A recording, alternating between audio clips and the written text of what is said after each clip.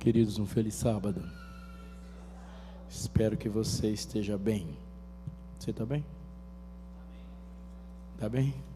Se você não tivesse, ia falar? Não. Há uma expressão, como muitas outras, que a gente convive, que com o passar do tempo, por excesso de uso, elas vão se ressignificando. Algumas coisas, para quem mora num país tão grande como o nosso, a gente tem que tomar cuidado, porque tem coisas que têm um significado no Rio Grande do Sul, que tem outro no Pará, que tem outro na Bahia, que tem outro em Minas. Você já passou por essa experiência? E é interessante, por exemplo, para quem é do Sul, quando viaja ao Nordeste, acha que nunca comeu um monte de coisa que está lá, até descobrir que são as mesmas coisas com outros nomes. Por exemplo, macaxeira, eu acho que tem uns 5, 6 nomes diferentes, dependendo da região, né? É um alimento geográfico. Mas tem outros que não são só assim. Outras palavras, por exemplo, a palavra bárbaro. Bárbaro, há 2000 anos, elas vão mudando de significado. Bárbaro é a maneira como uma pessoa de língua grega se referia a uma pessoa que não tinha cultura e a forma grega ou latina de falar. E ela começou na história como uma onomatopeia. Tipo, eles falavam assim, esse tipo de gente fala enrolado, bar, provavelmente era daqui de perto. E aí chama de bárbaro. Mas bárbaro também pode ser uma pessoa que faz uma barbaridade. E barbaridade em algum momento, para algum lugar, em algumas pessoas, é uma coisa muito má, violenta, talvez, sem escrúpulo. Mas barbaridade pode ser uma coisa incrível, fantástica, que ninguém faz. Vide um gaúcho que fala bar. E nunca fala bar como uma coisa ruim, e nem para alguém que não fala um gaúchês. É porque fez uma coisa ou se expressou de uma maneira assim. Esse risco linguístico e conceitual, ele também ronda a Bíblia. Há expressões bíblicas que a gente vai gastando com o passar do tempo, e com o passar do tempo nós vamos domesticando. E isso não é um fenômeno sociológico, cultural ou histórico. Isso é um traço da natureza humana. Amor é um exemplo disso. O amor bíblico não é o mesmo amor fora da Bíblia. O amor dentro da Bíblia é um conceito duro, radical, sobrenatural e impossível, que só tem uma fonte. Fora da Bíblia, ele é um gosto profundo, uma paixão. Pode ser algo que vende, pode ser sexo, pode ser uma porção de coisa. É o que se sente pelo cachorro, pelo filho, pela irmã, pela sogra, por berinjela ou por um time. Quando Deus é confrontado com isso, ele fala, não é bem assim. Hoje estamos diante de um fenômeno muito parecido com uma outra expressão. Evangelho. O que é o Evangelho? O que é o Evangelho? Radicalmente, Evangelho é uma boa notícia. E uma palavra que não foi usada originalmente por Jesus. O Evangelho é quando um rei vencia uma guerra e mandava para outro lá. E um arauto do Evangelho era alguém que aparecia para dizer para as mulheres que não foram para a guerra que o marido dela estava vivo e que a guerra foi vencida, para dizer para os filhos de um general que as posses da terra dobraram, porque houve conquista, para voltar para dizer, o rei que saiu e se propôs a uma guerra, venceu. Evangelho, quando Jesus começou a falar sobre evangelho, usou essa palavra, no mundo romano, caiu na cabeça deles uma expressão que para eles era muito interessante, o rei venceu. Portanto, a expressão evangelho do reino, para a gente é bem colocado, e a gente faz um exercíciozinho, mas todo o evangelho, para quem ouviu a palavra evangelho do primeiro século, era o evangelho do reino, porque o evangelho envolve um reino que se expande. Deus ensinou a você orar evangelicamente, quando ele diz assim, venha o teu reino, mas ele não deixa de continuar a mesma frase, porque depois que ele disse venha o teu reino, ele disse o quê? Para você dizer o quê? Faça-se a tua. O que acontece quando um rei entra numa terra diferente é a conquista.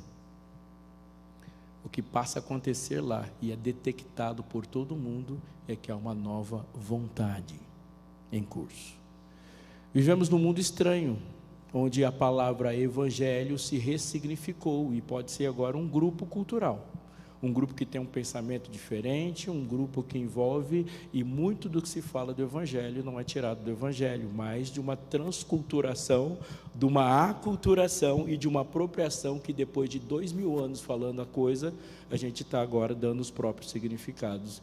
E não sei se você já se deparou comigo, com isso. Eu já me deparo com isso quando alguém começa a definir o Evangelho, eu tenho vontade de levantar a mão e falar, não é isso não, não é isso não. Há um fenômeno, há muito que se fala sobre o evangélico e pouco se ouvindo dos evangelhos. Nós sabemos o que é isso? Você está com a Bíblia aí? Eu queria fazer um exercício com você nessa manhã, de ouvir Jesus, ouvir as palavras de Jesus e fazer uma aplicação do que Jesus falou, usando exemplos reais, radicais, neste mundo, a partir daqueles que também foram inspirados. Se você tiver com sua Bíblia aí, eu convido você a abri-la no Evangelho segundo Mateus, o primeiro dos Evangelhos, e se você olhar para o capítulo 5, bater no olho, capítulo 5, 6 e o capítulo 7 de Mateus, eles são aquilo que a gente conhece pelo Sermão do Monte. Achou? Se achou, diga achei. O Sermão do Monte é um sermão sério. Em Mateus, as palavras de Jesus estão agrupadas, o mais importante de todos os sermões. E se a gente for pensar, o ponto inicial das falas de Jesus em Mateus, ele começa neste Sermão do Monte, quando ele fala sobre como as coisas começam, e no final do Evangelho de Mateus, capítulo 24 e 25, ele diz como as coisas terminam. Tanto Mateus 6, 5, 6 e 7, como Mateus 24 e 25, as perguntas são feitas de uma lógica, e a resposta de Jesus é sobre uma lógica incomparavelmente superior. Os discípulos perguntam, como nós vamos viver no mundo? E Jesus fala, preciso falar de você primeiro. Eu quero saber, e você precisa saber, o que eu espero de você, antes de você me dizer o que você espera de mim. Então os discípulos chegam no final do Evangelho de Mateus e falam que sinal haverá da tua vinda e da consumação dos séculos. Jesus fala, vamos falar de você primeiro. Vamos falar de você primeiro. Aliás, Jesus faz isso sempre. Senhor, qual o melhor monte para adorar? Senhor, vamos falar sobre a água. Senhor, vamos falar sobre a sede. Vai buscar seu marido. Por quê? Vamos falar de você. Jesus fala de você, antes de falar de qualquer outra coisa. Vendo Jesus as multidões, começa o texto, subiu ao monte, como se assentasse, se aproximaram os seus discípulos, ele passou a ensiná-los, dizendo, uma pausa, eu quero só ler esse pedaço das bem-aventuranças, para que a gente chegue no ponto onde eu vou me demorar mais, porque eu quero te fazer uma pergunta, quem foi que se aproximou de Jesus? Os seus discípulos. Isso aqui é muito importante para compreender uma boa parte das palavras de Jesus, principalmente essas.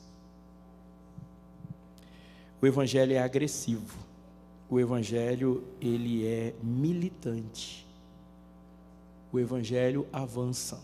O Evangelho é essencialmente conquistador. E nós conhecemos assim.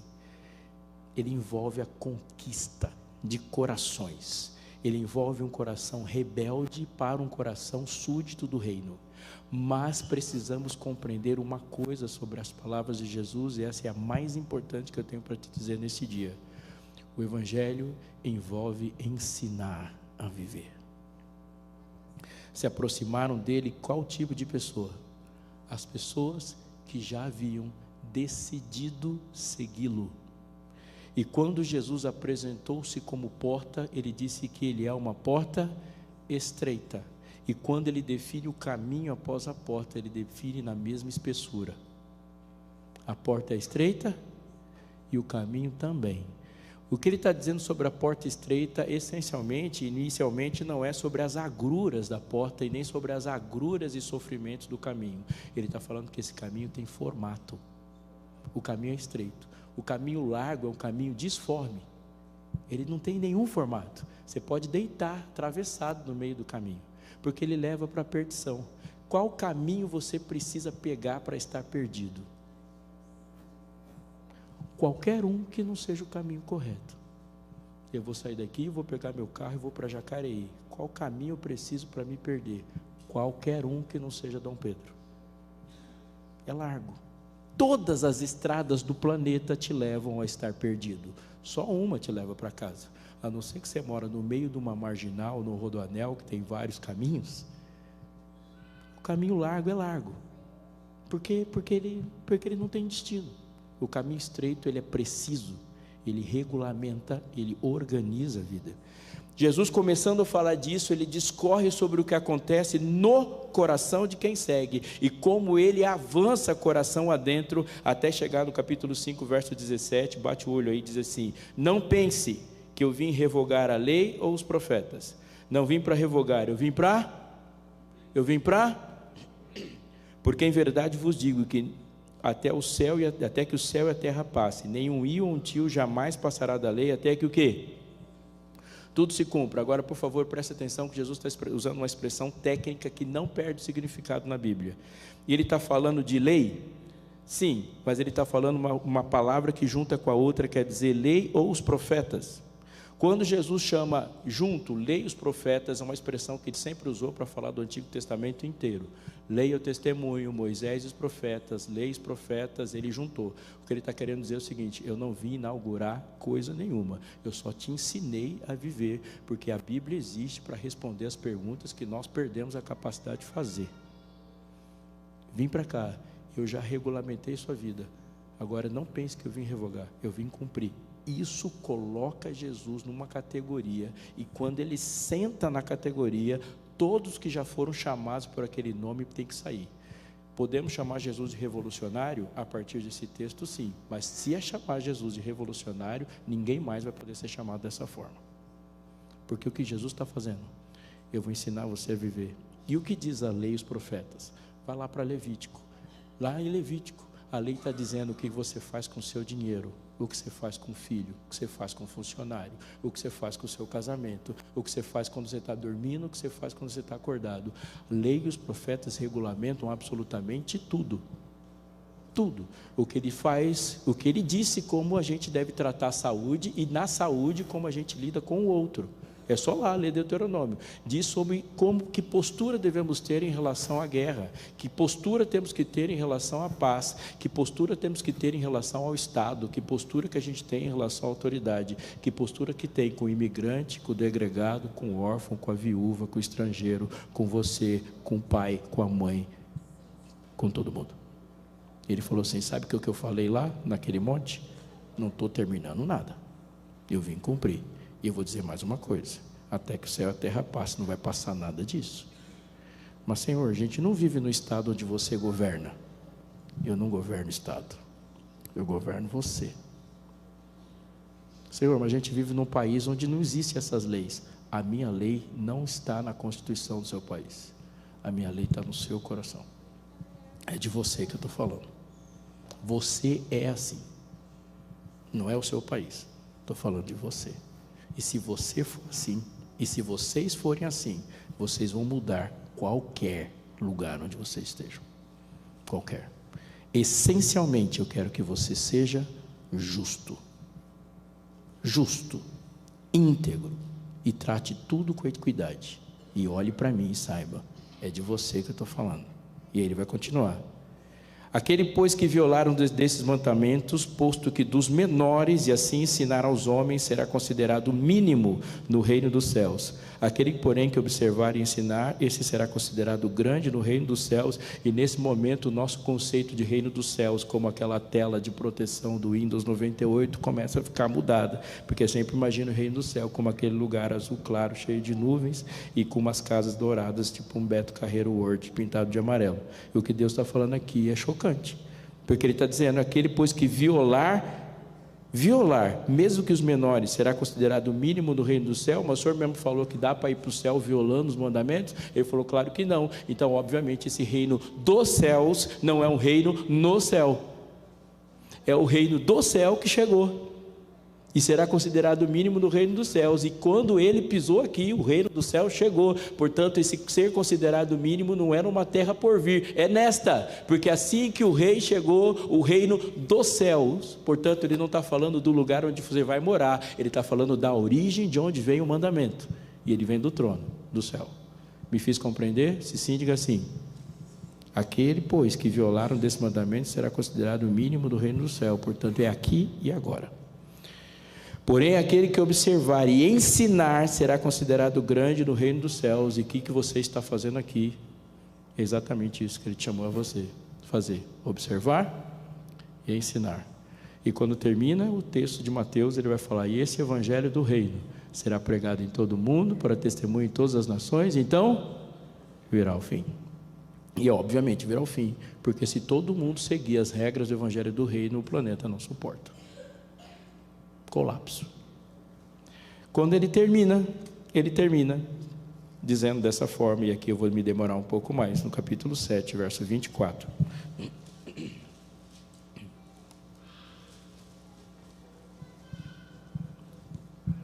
Capítulo 7, verso 24, você achou? Todo aquele que ouve essas minhas palavras e as pratica será comparado a um homem prudente que edificou a sua casa sobre a rocha. Caiu a chuva, transbordaram os rios, sopraram os ventos e deram com ímpeto contra aquela casa, que não caiu porque fora edificada sobre a... E todo aquele que ouve as minhas palavras e não as pratica será comparado a um homem insensato que edificou a sua casa sobre a areia. Caiu a chuva, transbordaram os rios, sopraram os ventos e deram com ímpeto contra aquela casa, e ela desabou, sendo grande a sua ruína. Alguns de nós, eu posso falar para uma boa parte dessa igreja, aprendeu as histórias da Bíblia antes mesmo de saber ler. Você já passou por essa experiência, não? Eu conheci a história de Jonas sem ler o livro de Jonas, como conheci a história de Davi e Golias, e gente, quando conhece as histórias e vai domesticando, ressignificando, corre um sério risco de quando a história no texto aparece para a gente, o significado já está tão sólido que a gente não consegue escapar do flanelógrafo. Você sabe o que é flanelógrafo? Pergunta para o Arnaldo lá, que ele sabe. Todo mundo que nasceu da década de 80 para baixo sabe o que é um flanelógrafo. Não, flanelógrafo é um negócio extremamente importante do período pré-cambriano, onde a gente grudava uma flanela na outra. É super importante, flanelógrafo. Só que às vezes a gente vai desenvolvendo e o flanelógrafo continua sendo a teologia mais básica da gente. Por exemplo, o texto de Jonas fala 55 vezes de Deus e 5 vezes da baleia. A gente fica falando dessa baleia que nem é lá uma baleia, é um grande peixe, mas o grande... É legal para uma criança falar da história incrível, mas a parte mais incrível da história de Jonas não é o peixe. Não é o peixe, ele tem outras coisas incríveis. Aqui, esse texto aqui é perigosíssimo. Perigosíssimo. Eu vou dar uma vez, a Alice era bem novinha. A Alice hoje tem 10 anos, mas um dia ela estava contando para mim, quando ela era novinha, que ela não gostava de Davi. Filha, não vai gostar de Davi por quê? Porque é feio. É errado ficar jogando pedra nas pessoas. Está fora do flanelógrafo, saiu da curva. Esse texto aqui, voltando, ele traz algumas tentações para a gente. Uma delas é uma expressão rocha. Porque rocha, para mim, no meu crentez, ele vira no automático. O que é rocha? O que é rocha? A rocha é Cristo, é claro que é Cristo, e poucas vezes não vai ser Cristo. Pedro fala assim: Senhor, Tu és o Cristo, o Filho do Deus vivo. Qual é a resposta do Cristo, o Filho do Deus vivo? Tu és Pedro, e sobre essa pedra, a rocha edificarei a minha igreja. Qual pedra, qual é a rocha que ele ia edificar a igreja? Cristo, o Filho do Deus vivo, não é? A gente olha para aquele rei que teve um sonho que na verdade ele nunca sonhou, porque a última coisa que ele queria, que era o império dele, que passasse. E depois como que termina? O que vem e derruba a estátua que Nabucodonosor sonhou? A pedra, o reino de Cristo, a rocha é Cristo. E beberam todos da mesma água espiritual e da mesma rocha, diz Paulo, e a rocha era Cristo, a pedra angular, a rocha de todas as rochas. Tem uma outra coisa aqui que me faz ficar complicado. Eu não sou construtor, mas eu sei que quando a gente vai construir uma casa, a gente primeiro compra um terreno, né? E a gente olha para esse texto aqui e imagina as pessoas escolhendo o terreno. Para mim é no automático. Um olhou assim e falou: vou cavar na areia que é mais fácil. O outro olhou: eu vou cavar na pedra para a casa ficar. Você já passou por esse pensamento também? Porque esse é o meu durante muito tempo. Mas vamos dar uma olhada em Lucas, porque Lucas coloca uns detalhes que Mateus não coloca, e eu queria que você observasse da perspectiva que Jesus apresentou. Lucas 6,46. É a mesma parábola, só que Lucas ele coloca uns elementos aqui. Verso 46 diz assim: por que me chamais Senhor, Senhor, e não fazeis o que eu mando? Todo aquele que vem a mim e ouve as minhas palavras e as pratica, eu vos mostrarei a quem é semelhante. Semelhante a um homem que, edificando uma casa, o que ele fez? Cavou. Onde a casa dele estava então? A casa dele estava na areia, amigo. Ele pegou a casa e quando ele começou, ele trouxe as pedras, trouxe o cimento, trouxe a argamassa, trouxe tudo, trouxe todo o material. E o que estava na frente dele era areia. Era areia. O que ele fez para aparecer a rocha? Ele cavou. Ele não escolheu um lugar onde só tinha rocha. Ele cavou até aparecer a rocha. Ouve as minhas palavras, é semelhante a um homem que, edificando uma casa, cavou, e o que diz no texto? Abriu profunda vala e lançou o alicerce sobre a rocha. Os dois estavam construindo na areia, só que um cavou,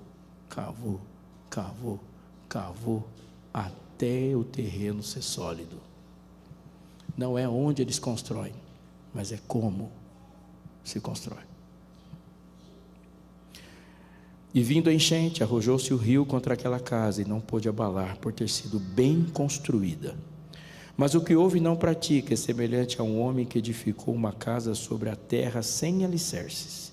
Arrojando-se o rio contra ela, logo desabou, e aconteceu que foi grande a ruína daquela casa. Quando a gente volta para Mateus, Mateus tem uma coisa que Lucas não tem. Ele fala: uma pessoa que vai construir e não cava é insensato. Eu nem preciso de Bíblia para pensar isso. Você vai construir uma casona que vai gastar com decoração, vai gastar com vidro, vai gastar com móveis, vai gastar com tudo, mas não gastou com alicerce. Qualquer pessoa do mundo vai bater o olho e vai falar: burro, como é que você faz um negócio desse? Não fez alicerce na casa? Está doido? Jesus falou assim: isso é loucura. Paulo vai usar a mesma expressão, daqui a pouco nós vamos para Paulo no final, ele diz assim: eu cavei sabiamente, eu construí sabiamente sobre um alicerce. Fazer alicerce é um sinal proverbial de inteligência. Construir sem alicerces é um sinal proverbial na Bíblia de estupidez, e é estupidez mesmo colocar muito investimento numa casa que não tem alicerce, porque é óbvio que ela vai cair. Aqui nos coloca uma outra pergunta: o que é a rocha? O que é a rocha? Não aqui. Aqui a rocha não é Cristo. Volta um pouco para o texto. Verso 47. Todo aquele que vem a mim, ouve as minhas palavras e faz o quê? E pratica. A rocha não é Cristo. Não aqui. A rocha é prática. Cavar até achar a rocha é ouvir o que Deus falou e fazer o que Deus falou. Em outras palavras, o que Deus está falando é assim: se você me escuta como você escuta uma música que no final você bate palma, vai para casa, isso é a coisa mais estúpida do mundo, porque eu não sou um artista, eu sou o rei do universo. A palavra do Senhor não é uma obra de arte para ser apreciada. A palavra do Senhor é pão para ser comido. Ele fala: não me trate como se você fosse fazer um programinha de sábado à noite, que você sai, se arruma, vai para lá, assiste o espetáculo, quando termina, você vai comer a pizza que você ia comer do mesmo jeito, entra no carro que você pagou do mesmo jeito e volta para sua casa para viver do mesmo jeito, porque eu não estou aqui para entreter você. E ele falou isso várias vezes para a multidão. A multidão chegou e falou: uau, que maravilha, segue-me. Se você não comer a minha carne, não beber o meu sangue, você não pode ter parte comigo. Senhor, você vai falar isso de novo? Falou: vou. E vocês não vão embora também? Porque eu não vim aqui para entreter uma multidão, eu vim para cá para mudar o mundo. Mudar o mundo. Todo aquele que ouve as minhas palavras e não pratica é alguém que escutou, que pegou a bula do remédio, colocou uma moldura e fez um quadro da bula do remédio, achando que ia sarar por ter lido a bula. E fala: isso não vai acontecer. Tudo que eu falo para você é para mudar a sua vida. Portanto, não há uma palavra que Deus fale que não vai entrar na segunda, na terça ou na calça jeans da sua vida. Direto ele entra. Direto. Qualquer coisa que Jesus fale, vai ter algo da sua vida para ser alterado.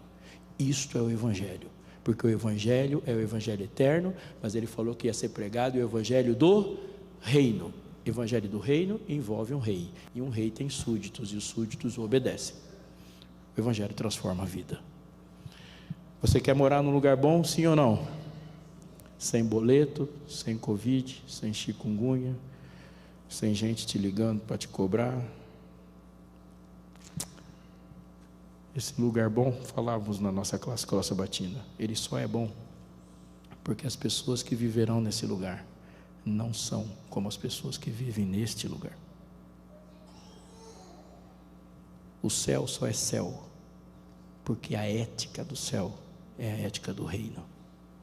Portanto, pregar de um novo mundo sem falar de novos seres é edificar uma casa sobre a areia. Não há nenhuma sustentabilidade para isso. O que Jesus está dizendo é que quando Ele diz uma coisa, nós organizamos a nossa vida para isso. Eu preciso te dizer duas coisas antes de terminar. A primeira é, nunca subestime a capacidade, a complexidade, a abrangência do pecado de desorganizar a vida. E é por isso que o Evangelho não é a boa notícia apenas que diz respeito a você. O Evangelho diz respeito a Ele, fundamentalmente, não só a você. A boa notícia do Evangelho é que a manjedoura está vazia, a cruz está vazia, a tumba está vazia, mas o trono jamais. Evangelho sem trono não é Evangelho. Antes dele dizer, ide, ele disse, toda autoridade me foi dada no céu e na terra. Sem essa frase, nenhuma outra faz sentido. Porque para eu chegar para você e dizer que você tem que terminar o namoro por causa de Cristo, tem que ter alguém no trono dizendo que isso é correto. Para você dizer a alguém que aquele emprego que sustenta a família não é legítimo e não vai poder continuar naquele emprego, eu preciso acreditar que toda autoridade foi dada àquele cordeiro que foi morto, desde a fundação do mundo. Há sim um cordeiro no centro do trono. A frase que inicia a grande comissão é: toda autoridade me foi dada no céu e na terra. Portanto, escute, evangélico, se você aceitou a Jesus como seu Salvador, Jesus não te dá o direito de dizer que você é melhor que qualquer pessoa. Evangélicos em Cristo Jesus não são melhores que nenhuma outra pessoa de nenhuma outra crença. O que os evangélicos são têm a convicção de que Cristo é de fato melhor do que absolutamente tudo que existe. Tudo que existe de bom em você vem de Cristo, e tudo que existe de mal em você vem da ausência de Cristo. Isso é Evangelho. Tudo que eu fiz de bom foi Jesus que fez. A minha vida e a sua pode ser definida num gráfico. Todos os pontos altos eram que Jesus estava no comando, e tudo que deu errado foi você que fez. Tudo que deu errado foi você que fez. E tem coisas que você achou que estava dando errado, mas no final estava dando certo, é porque foi Deus que fez. Isso é Evangelho. Deus no controle. Sem Deus no controle, não há boas notícias. Nenhuma boa notícia.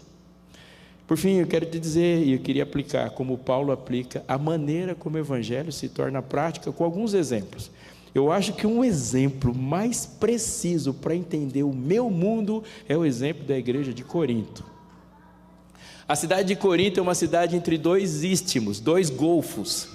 Você tem uma cidade no meio de dois golfos, significa que um caminho para a direita é longo e caro, o caminho para a esquerda é longo, tortuoso e caro. O caminho por Corinto é bom e barato, portanto todo o dinheiro vai passar por lá.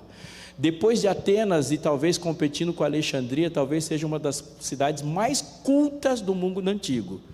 Você pensar em Corinto, Corinto é uma cidade que respirava cultura.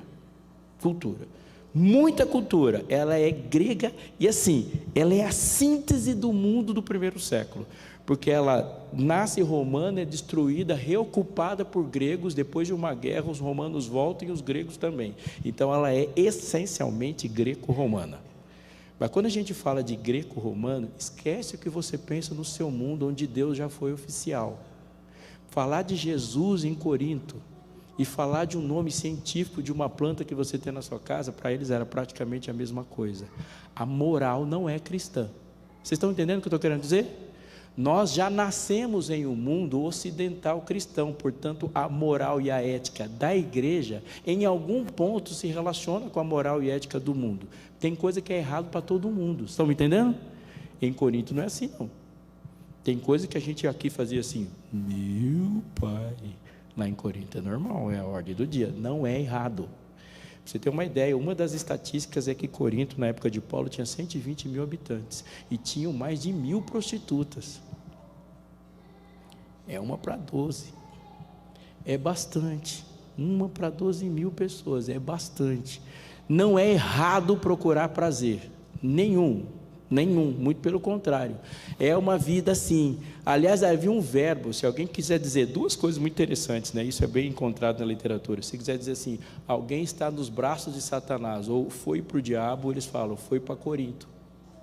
Ou quando uma pessoa era certinha e de repente ela ficou muito errada, devassa, promíscua, a gente fala que ele corintianizou. Aqui é assim, é meio complicado usar isso no nosso tempo, porque Coríntios aqui tem outro significado. Mas corintianar, vocês estão vendo que eu estou domesticando para respeitar o seu time do coração. Aqui não é coisa boa. Numa cidade horrorosa, Paulo pensou assim, é ali que eu vou pregar o evangelho. E Paulo fundou a igreja mais problemática do Novo Testamento, sem sombra de dúvida. Ninguém compete com Corinto. Ninguém compete com Corinto. É muito problemática. Muito. Sim, se você bater o olho em 1 Coríntios, você fala assim, uau, minha igreja é muito boa. Problemática, extremamente problemática. 4 cartas elas recebeu de Paulo e no mínimo 3 visitas. 2 estão preservadas na Bíblia, então quando você lê 1 Coríntios, na verdade, é a segunda carta que ele mandou. E tem hora que ele fala assim, vocês preferem que eu vá como aí? Porque não está dando. Tem hora que ele... E tristeza, Paulo enfrentou e ele abriu essa igreja. Mas tem uma coisa aqui que me chama a atenção. Porque eu escolhi Corinto para aplicar a profundidade da edificação sobre a rocha. E eu queria que você fizesse um raciocínio junto comigo, tentando não ser anacrônico assim, tentando repetir a história.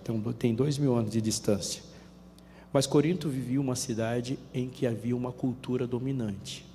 Neste momento há uma cultura dominante no planeta, e essa cultura é grega. Isso parece com o nosso mundo, sim ou não? Há uma cultura dominante sobre nós? Sim ou não? Claro que sim, vivemos numa cultura dominante ocidental, profundamente europeia, profundamente inglesa. Nós nos vestimos faz muito tempo como os ingleses nos ensinaram a vestir. Aliás, a gente usa e fala, a marca da roupa, o estilo de roupa é um esporte inglês, né? Camisa polo. Até hoje, a gente corta um cabelo a partir de uma cultura dominante. Estou olhando para os homens e as mulheres aqui e os cabelos são todos parecidos. Isso é uma cultura dominante, sim ou não? Sim, não é bíblica, mas é cultura, a gente não pode fugir disso. Tem uma coisa, se você quiser sair daqui e ir para algum lugar do mundo se comunicando bem, você vai ter que falar uma língua que seja popular da cultura dominante. Qual é? Inglês. Você pode sobreviver na China falando inglês. Aqui também. Pelo fato de Alexandre ter feito o que ele fez, ele deu ao mundo e ao evangelho uma porta aberta. Porque se você fala grego, você vai de uma ponta até a outra do império. Há uma outra coisa muito interessante aqui. Os romanos faziam uma coisa para dominar o império: estradas. Antes de Roma, o transporte era complicadíssimo. Tão complicadíssimo que depois de Roma levou muitos séculos para a gente ter uma nova revolução dos transportes. Dá para andar de um lugar para outro com alta tecnologia de transporte para a época. Os romanos faziam estradas e colocaram uma moeda corrente para o império todo. Portanto, de Portugal até a Índia, você conseguia fazer comércio com uma moeda só, e de Portugal até a Índia se transporta bem, além que esse império, ele é ao redor do mar Mediterrâneo.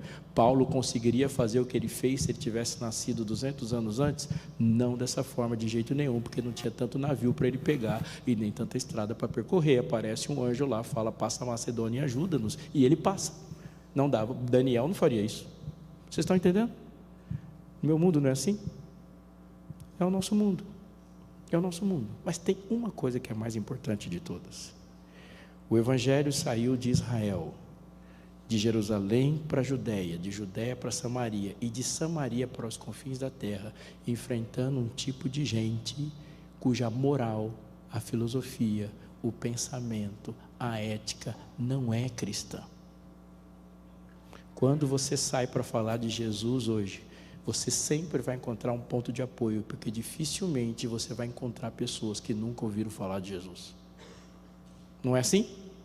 Nós encontramos e nós falamos da segunda tábua da lei: não matarás, não adulterarás, não furtarás, não dirás falso com testemunho, honra teu pai e tua mãe, e as pessoas vão olhar para você e vão dizer assim: claro que é, só uma pessoa louca não ia concordar com isso.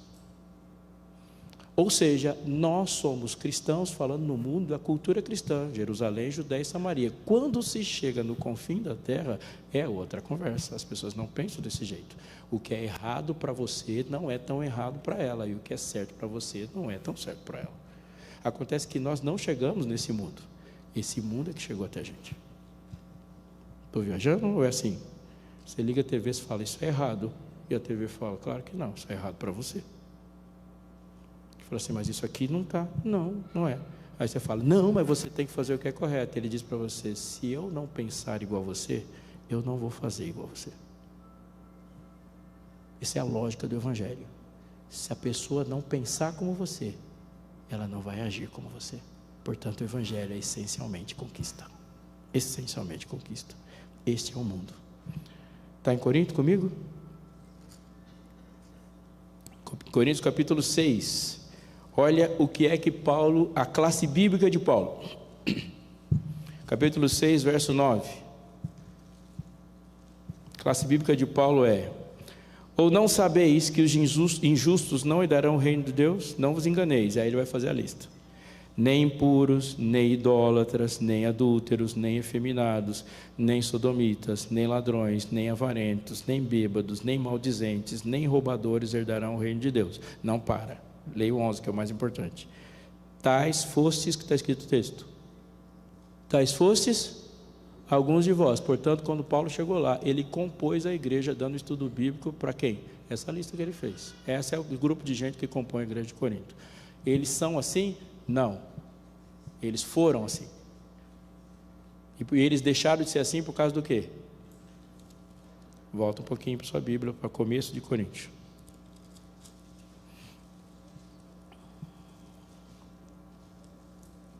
Capítulo 1, verso 18. Certamente a palavra da cruz é loucura para os que se perdem, mas para nós que somos salvos é o quê? Poder de Deus. E por que eles eram assim e já não são mais? Porque o Evangelho chegou. E o Evangelho é poder de Deus para a salvação de todo aquele que crê. Qualquer um. Qualquer um. Amigo, eu quero dizer uma coisa para você. Se o Evangelho foi capaz de abrir uma igreja em Corinto, ele é capaz de salvar absolutamente qualquer pessoa. Se o Evangelho foi capaz de transformar você, ele transforma qualquer pessoa. Se o Evangelho foi capaz de ter e construir para a gente uma lição prática de 2 cartas na igreja, e 2 mais importantes, que estão na Bíblia e do qual você tira como regra e prática para a sua vida, isso significa que o Evangelho é imbatível. O Evangelho foi escrito em um mundo que enfrentava agruras como nós enfrentamos, portanto, a Bíblia nunca foi tão atual como é agora, porque o que Paulo enfrentou aqui é o que você enfrenta com menos tecnologia. Paulo enfrentou o seu mundo, só que ele não tinha internet. Paulo enfrentou o seu mundo, só que não tinha celular, porque Satanás não foi ficando bonzinho ou malzinho com o tempo. Satanás não perde chances, e o Evangelho faz isso, e ele enfrenta em qualquer circunstância. O que Paulo diz sobre a diferença de sucesso e fracasso não é a maldade do mundo, mas o poder de Deus. O que diferencia sucesso e fracasso para o povo de Deus não é o quanto o mundo se mostra mal diante dele, mas o quanto esse povo se sujeita ao poder de Deus disposto a ele. Isso é o Evangelho. Portanto, antes da gente dizer que o mundo está esquisito, a gente tem que voltar e fazer a nossa lição de casa. O que Jesus falou ali, ele disse assim: todo aquele que vem a mim, você veio, tá bom, mas não para aí. Ouve as minhas palavras veio e ouviu, não para aí, e me reconhece como Senhor, ouviu, reconheceu, não para aí, e veio, agora é hora de praticar. Um exemplo, capítulo 6 do livro de Coríntios, há uma história interessantíssima. Começa assim: aventura-se alguns de vós, tendo questão contra outro, a submetê-la a juízo perante os injustos e não somente os santos? Recomendo que você leia bem essa história. Havia um processo criminal de um irmão contra outro. Eu vou tocar num ponto aqui e eu queria que você pensasse como que Paulo aplica. Paulo faz uma coisa aqui, por favor, se você não prestou atenção em nada, preste atenção agora. Paulo pega tudo o que ele sabe e aplica para tudo que se vai fazer. Há uma frase que é horrorosa e deveria ser abominável entre nós, e eu estou exagerando propositadamente, quando a gente fala assim, tá, agora nós vamos trazer para o lado espiritual. Pelo amor de Deus, não fala um negócio desse, porque você é um ser espiritual, não há um lado espiritual guardado em nenhum lugar, não se traz nada para lados espirituais, nós nascemos do Espírito. E uma pessoa que nasce do Espírito come, bebe, namora, casa, trabalha espiritualmente. Você se veste espiritualmente, porque o mesmo Deus da paz o santifica em tudo. Quando a gente ouve as palavras de Deus e pense como elas aplicam para o lado espiritual, como se a Bíblia fosse um livro que fosse um calmante para eu ler do lado da cama, para eu ter um sono melhor, você edificou a casa sobre a areia. A areia. A Bíblia é a teologia, só existe porque existe vida. Paulo fala, toda a escritura é divinamente inspirada. Qual é a próxima palavra? E útil. Portanto, teologia não existe para conversinha com um copo na frente da mesa. Não é isso que serve. Toda teologia, toda a escritura é divinamente inspirada e útil para ensinar, para corrigir, para encorajar, para redarguir, para colocar você no caminho da justiça. Olha como ele termina esse texto: a fim de que o homem de Deus seja o quê? Perfeito e perfeitamente habilitado para toda boa conversa, para toda boa obra. Portanto, toda a escritura serve para você fazer alguma coisa, sempre ela vai redundar em ação. E aqui tem um problema, os irmãos estão processando um ao outro. Há que se ter um contexto aqui, isso aqui é muito interessante. Paulo está dizendo que todo cristão deve se abster radicalmente de processos jurídicos? Não, ele não está dizendo isso. Há casos que a gente precisa ir para a justiça comum? Claro que sim. Sim, se cometer um crime, você não vai esconder um crime. Pode acontecer um crime?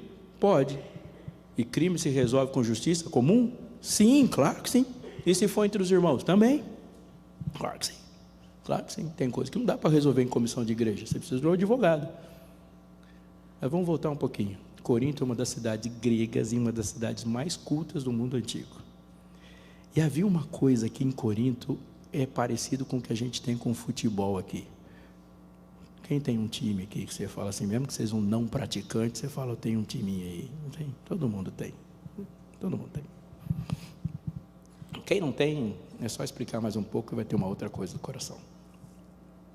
Pois bem, eles tinham times também, mas os times deles eram dos chamados sofistas. Os centros das cidades tinham suas arenas, onde os debatedores profissionais, filósofos chamados de sofistas, que se especializavam em debates, em discursos. É assim, o sofista sabia encantar uma pessoa, ele tinha técnica de oratória, e eles são bons em debates, e todo sofista tinha uma torcida, eles gostavam disso. Quando falavam, vamos ter um caso, vão lá os filósofos sofistas, a cidade inteira se juntava, ficava na praça pública, eles ficavam debatendo, e a torcida ficava gritando lá, e aí depois os sofistas tinham mais seguidores, ou não, qualquer debate, é assim, eles tinham sofistas. Esse pensamento, os coríntios trouxeram para dentro da igreja, e quando eles trouxeram para dentro da igreja, vai vendo, um lá escutou o sermão de Apolo e falou, é desse jeito que eu queria pregar, gostei. Aí um pouco chega Paulo. Paulo é completamente diferente da Paulo, porque Paulo tem profundidade, mas ele é simples na explicação, embora Paulo tenha hora que dá um nó na cabeça, mas Paulo não enfeita, aliás, Paulo não enfeita. Não, eu prefiro assim, porque ele dá na lata sem enfeitar. Aí outro falava assim, mas eu prefiro Pedro. Pedro é pragmático. Pedro não fala o sermão curto e converte todo mundo. Eu prefiro conversão do que chorar no sermão. Aí outro fala assim, não, eu sou superior a vocês. Eu escuto Cristo. Ele chegava na igreja, tinha lá os seguidores. Eu sou de Apolo, eu sou de Paulo, eu sou de Cristo. Aí Paulo chega com os 2 pés e falou assim, qual desses morreu por vocês? Ou seja, eles trouxeram uma cultura para dentro da igreja de ter torcida e seus pregadores prediletos.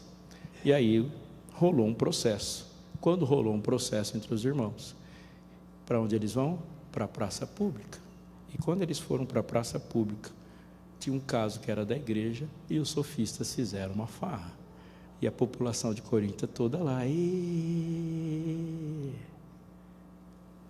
Paulo falou assim, não tem ninguém sábio entre vocês para você fazer um negócio? Escuta o texto. O que Paulo está fazendo é cavar. Aventura-se algum de vós, tendo questão contra outro, submetê-lo a juízo perante os injustos e não perante os santos? Eu vou falar sem aliviar para você. O que Paulo está dizendo é o seguinte, se ele tivesse hoje, ele falou assim, se você tem uma coisa contra a igreja ou contra o irmão, por que você não foi na casa dele antes de colocar no Instagram? É isso que ele está dizendo. Ou você acha que as questões próprias da fé e do Evangelho podem ser colocadas para o escrutínio de quem não aceitou o Evangelho? A única coisa que você trouxe foi vergonha. É exatamente isso que ele está falando. Ele está falando e não discute qual é a questão. Ele não está falando qual dos irmãos está certo ou está errado, mas se isso foi para escrutínio público do injusto, já está errado desde cara. Ele fala assim, não importa qual tempo você está vivendo, se você já nasceu na era da internet, isso significa que o Evangelho não controla a sua vida. Isso que ele está dizendo. É isso que está dizendo. Não importa se você está certo ou está errado, se você não ama o Evangelho a ponto de poupá-lo do escrutínio público, isso está errado. Que a perseguição venha pela sua fidelidade, não pela sua insensatez. Ele fala, não é glorioso quando o cristão é perseguido porque ele é insensato. Cristãos são perseguidos porque são fiéis, não porque são insensatos. A igreja se levanta e sangra porque ela é radical em seguir a Deus e não por querer seguidores, a despeito do custo que o Evangelho está dizendo. Paulo está fazendo exatamente isso, porque essa era uma situação. Ele colocou por escrutínio do incrédulo. Ele fala, vamos aplicar o que a gente acredita no que a gente faz? Vocês estão dizendo que você não vai ouvir aquele sermão porque não sou eu que estou pregando? Para, por favor, nenhum pregador morreu por você. Todos te servem. Todos te servem. É isso que ele fala no primeiro capítulo. Todos te servem, e é isso que o Evangelho faz. Todos estão servindo você. E no final ele diz o seguinte, isso é carnalidade. Termino aqui. Olha o que ele diz no capítulo 2. Ora, verso 14. O homem natural não aceita as coisas do Espírito, porque eles são loucura, e não pode entendê-las, porque elas se discernem espiritualmente. Porém, o homem espiritual julga todas as coisas, mas ele mesmo não é julgado por ninguém. Pois quem conheceu a mente do Senhor para que possa instruir? Nós, porém, temos a mente de Cristo. Nós quem? Nós, ele que está escrevendo. Porque para quem ele está escrevendo, não. Ele fala, eu, porém, irmãos, não vos pude falar como espirituais, como a carnais, mas como a carnais, como a crianças em Cristo. Leite vos dei a beber, não vos dei alimento sólido, porém ainda não podeis suportá-lo.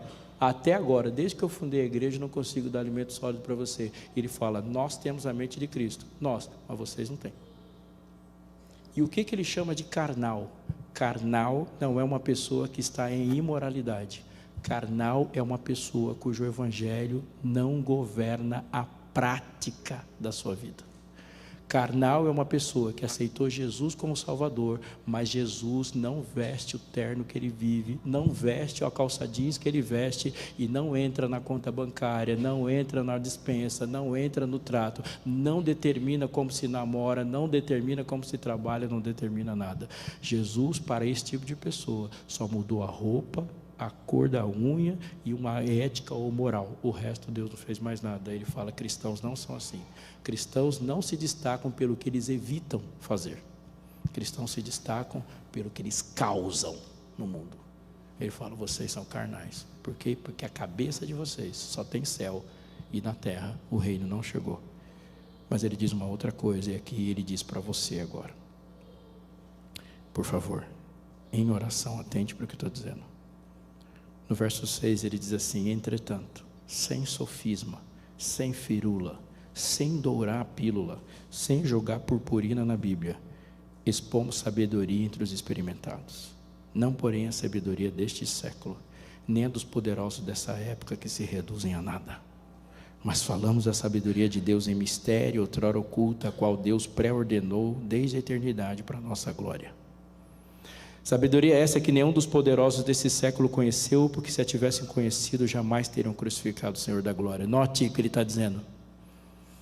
Ele fala que a sabedoria de Deus é tão extraordinária e comunicável, que não importa o quanto você estudou, não importa onde você nasceu, qual a cultura que se formou, Deus consegue colocar o infinito comunicando a você, a ponto de te tornar, na fala, na ordem, na proclamação do Evangelho, em um patamar tão superior a este mundo, que este mundo bate o olho, fala que é loucura, e você não é julgado por ninguém, porque não há compreensão do planeta da loucura do Evangelho. E a loucura do Evangelho não é insanidade, não é ilógica, mas é um Deus que morre pelo perdido.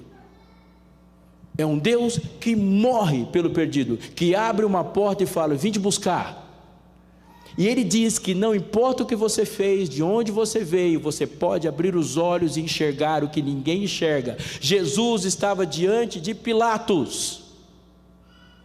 Pilatos estava vendo o Rei da Glória na sua frente, aquele que criou tudo, olhou para o Rei da Glória e não viu nada mais do que um excêntrico carpinteiro. Bateu o olho e falou assim: você não está reconhecendo o meu poder?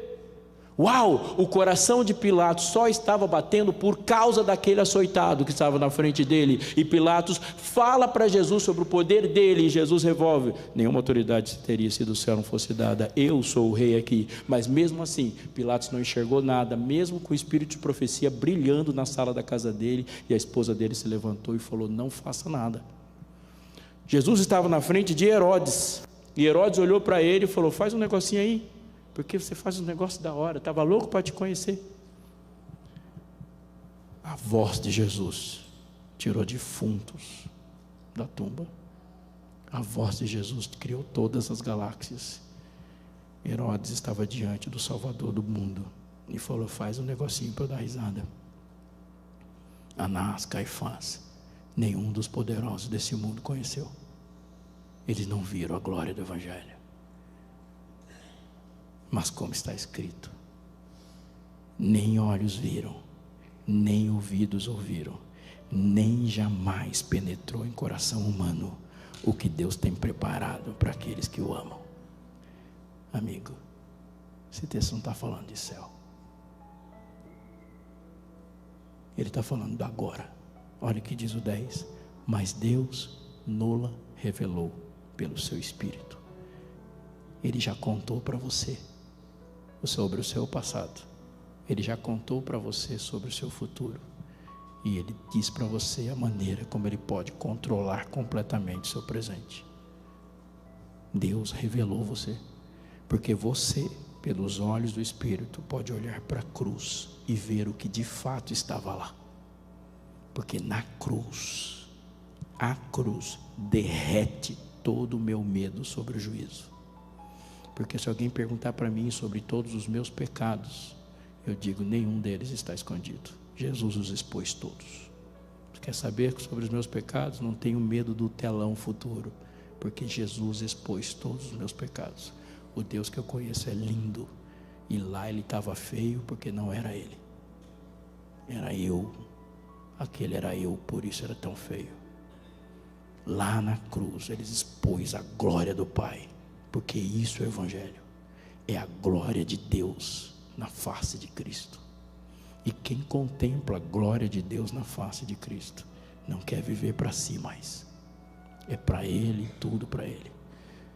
Quem contempla a glória de Deus na face de Cristo é alguém que olha para uma pessoa como você e eu e fala: pode começar de novo. Uau, eu amo a mensagem da cruz, essa é a resposta. Até morrer eu vou proclamar a glória de Deus na face de Cristo, exposta no Evangelho eterno, na cruz, é capaz de transformar o mundo, porque ela muda a vida de quem o segue. Deus nos revelou pelo seu Espírito. Alguém um dia olhou para você e viu que ninguém viu. Alguém um dia já olhou para você e viu que ninguém viu. Todas as pessoas que passaram por você poderiam ter te visto como um pai, uma mãe, um filho, um profissional, um estudante, um desempregado, ou seja lá o que for, um errado, um mentiroso. É isso que as pessoas veem em nós. Um dia alguém cujo espírito estava em atuação olhou para você e falou: está aí um filho de Deus, e te tocou e abriu uma Bíblia na sua frente. Foi assim com você, é assim com qualquer pessoa. Um dia alguém olhou para cá e viu um terreno, viu um prédio, viu mato, viu árvore, não viu igreja. Não se vê, as pessoas não veem isso, é o pior empreendimento do mundo. Alguém bateu o olho e falou: aqui tem uma igreja onde Deus vai ser proclamado. Nós temos a mente de Cristo, ver o que ninguém viu, pensar o que ninguém pensou, e caminhar para um lar onde ninguém esteve. Tem um negócio estranho sobre a cidade santa. Eu nunca vi os muros da cidade, nem aquelas pérolas gigantescas, fico imaginando aquele negócio lá. Eu nunca vi o rio de cristal, eu não vi nada de ouro de lá. Não consigo, minha mente não alcança. De tudo que eu já vi na vida, a única coisa que eu já vi sobre a cidade santa, a única coisa que eu tenho certeza que assim, isso eu já vi de lá, é você, é o habitante. Fora isso, nunca toquei, não sei como são os muros, não sei como nada. A única coisa que eu sei é que as pessoas que estarão lá são essas que estão na minha frente aqui. É isso que eu sei. A única coisa que nós temos testemunho sobre a cidade santa é sobre os habitantes. Deus foi genial nesse projeto. Vai estar transformado, é verdade. Mas vai ser você. Vai ser você. Deus revelou, porque isso é o Evangelho. Enquanto o reino do céu, ou o reino no céu não se configura, Deus te chamou para cavar e viver a feiura da fé. Viver a feiura da fé. Você entrou aqui, que templo bonito, né? Mas tem um negócio feio que ninguém está vendo, que sustenta o templo. É o alicerce. As pessoas olham para você, a roupa, o perfume, mas tem um negócio feio que é o alicerce, que é o quarto, que é a beira da cama, que é a Bíblia em preto e branco. Essa é a parte mais feia da fé, é a parte que ninguém vê, mas a parte que ninguém vê é a que sustenta o prédio todo. Cave na prática essa estrutura, porque nós vivemos um mundo diante de um monte de tempestades. Jesus não teve medo do projeto dar errado, porque os habitantes já estão aqui. Você vai ver uma canção agora. Eu queria chamar as meninas do trio para vir para cá, e eu queria dizer para você o seguinte: não é arte para você bater palma. Como nada que aconteceu aqui é pão para você comer. Então, humildemente, absorva o desafio e coma o pão que Deus te chamou a comer. Senhor Deus nosso, em nome de Jesus, santifica nossos passos. Dá-nos um viver abaixo, sob a Tua vontade. Dá-nos uma vivência no Evangelho, na plenitude do Evangelho. O Evangelho eterno, o Evangelho do reino, o Evangelho que transforma vontades, que muda direções. Dá-nos, Senhor, um testemunho vivo daquilo que o Evangelho é capaz de fazer. E que Teu Evangelho, Teu santo Evangelho, o Evangelho do reino e do rei, esteja presente em cada partícula da nossa vida. Que Teu povo, Senhor, brilhe como luz, como o Senhor chamou a brilhar, autossuficiente para ser notado por todo mundo. Que Seu povo aqui seja sal, perto o suficiente para ser sentido por todo mundo. Dá-nos a graça de falar de Ti, e a graça e a humildade de ouvir de Ti constantemente, para que Teu nome seja glorificado, e que a glória do Teu nome seja o objetivo maior de toda a nossa vida. Em nome de Jesus. Amém.